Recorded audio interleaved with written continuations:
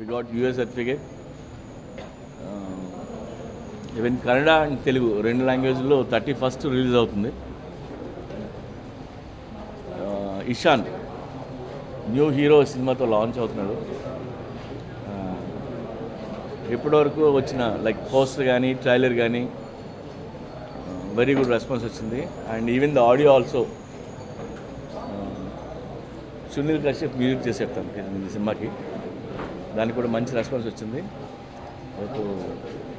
31st cinema రెండు లాంగ్వేజ్లో Kannada and Telugu release అవుతుంది. ఈ రోగ్ అనేది ఒక క్యూట్ లవ్ స్టోరీ. ఎందుకంటే ఫస్ట్ టైం ఒక హీరోతో చేస్తున్నప్పుడు లవ్ స్టోరీ అయితే మంచిదని ఫీల్ అయి నేను చేస్తున్నాను. అది సినిమాలో ఈ సినిమా యూఎస్పీ ఏంటంటే అందరూ కొత్త వాళ్ళు, హీరో బాగున్నాడు, ఇద్దరు హీరోయిన్లు ఉన్నారు, అండ్ విజువల్స్ బాగున్నాయి, మంచి పాటలు ఉన్నాయి. It's a good entertainer. So actually ఈ సినిమా ఎప్పుడో డిసెంబర్లో రిలీజ్ అవ్వాలి. మేము సమ్మర్ టైం అయితే బాగుంటుందని చెప్పి ఇప్పటివరకు వెయిట్ చేసి ఇప్పుడు రిలీజ్ చేస్తున్నాం. So it's a youthful film.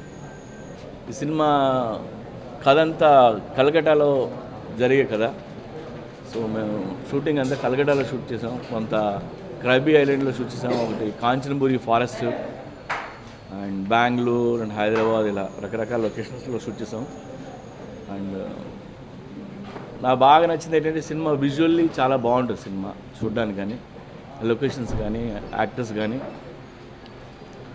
And ఇందులో మన్నారా చోప్రా, ఏంజిలా హీరోయిన్స్, అలాగే ఆలీ గారు ఉన్నారు, పోసాని, అలాగే కొత్త విలన్ సినిమాలో ఇంట్రడ్యూస్ అవుతున్నారు.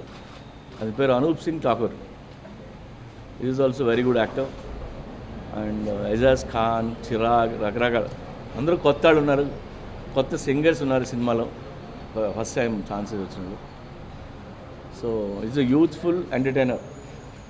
నేను ఈడిట్ సినిమా పెట్టినప్పుడు, ఈడిట్ అంటే చాలామందికి తెలుస్తుందా తెలీదా? నో ఈడిట్కి ట్యాగ్ లైన్ ఒక చంటిగడ్ ప్రేమ కథని పెట్టడం అంటే తెలియని వాళ్ళకి లేదా చదువుకోలేని వాళ్ళకి అట్లీస్ట్ ఆ చిన్న ట్యాగ్ లైన్ కనెక్ట్ అవుతారని అప్పుడు పెట్టడం జరిగింది.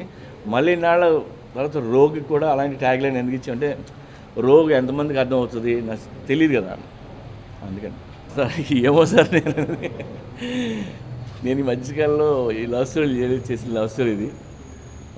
బట్ హీరో క్యారెక్టర్ కానీ ఆ రోల్ కానీ బాగుంటుంది. అండ్ తను కూడా ఫస్ట్ టైంలో అనిపించలేదు. మీ సినిమా చూస్తే అనిపిస్తుంది, మీకు తెలుస్తుంది. చాలా బాగా చేశారు. ఏం కదండి, చూడొచ్చండి. మీకు ఒకవేళ అలాంటి ఏమైనా ఉన్నా సెన్సార్లు కొన్ని షార్ట్లు కూడా తీస్తారు, టెన్షన్ ఏం లేదు. నిజంగా ఏదో నమ్మి లేదంటే ఒక గట్ ఫీలింగ్తో వెళ్తుంటాం. కథ బాగుందా, విజువల్స్ బాగుందా, నిజంగా మనకు ఒక్కొక్కసారి తెలియదు.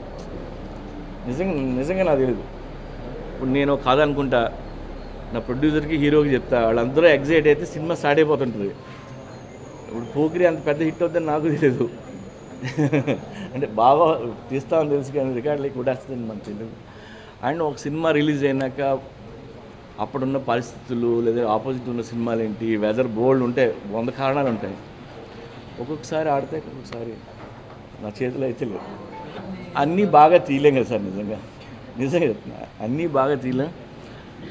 సిద్ఫీల్డ్ అని ఒక రైటర్ ఉన్నారు. ఆయన స్క్రీన్ ప్లే ఎలా రాయాలి, స్క్రిప్ట్ ఎలా రాయాలి, అందరికీ సబ్కా బాప్ అనమాట. హాలీవుడ్ అంతా అతన్నే ఫాలో అవుతారు. ఆయన స్క్రీన్ ప్లే మీద బుక్ రాశాడు, నేనే చదివాను, చాలామంది చదివారు. సో అతన్నే ఫాలో అవుతుంటాం. ఆయన 2 కథలు రాస్తే 2 సినిమాలు ఫ్లాప్. సో అది మన చేతిలో ఉండదు. థియరీ వేరు, ప్రాక్టికల్ వేరు. ఇంక చేసుకోండి, నేను వేరే పనులకు వెళ్ళిపోతాను. దాని కాదండి, ఒక ఐడియా ఉంటుంది, బట్ దాని గురించి ఎక్కువ నేను ఆలోచిస్తున్నాను. ఇంకా చేస్తుంటే బాగుంది, డెఫినెట్గా ఒక కాపీ వచ్చినాక ఇది అలా చేస్తుంటే బాగున్నాయి ఆప్షన్స్ వస్తాయి. నేను ఎవరికైనా చూపిస్తే వాళ్ళు కొన్ని ఐడియాలు ఇస్తుంటారు. ఒకసారి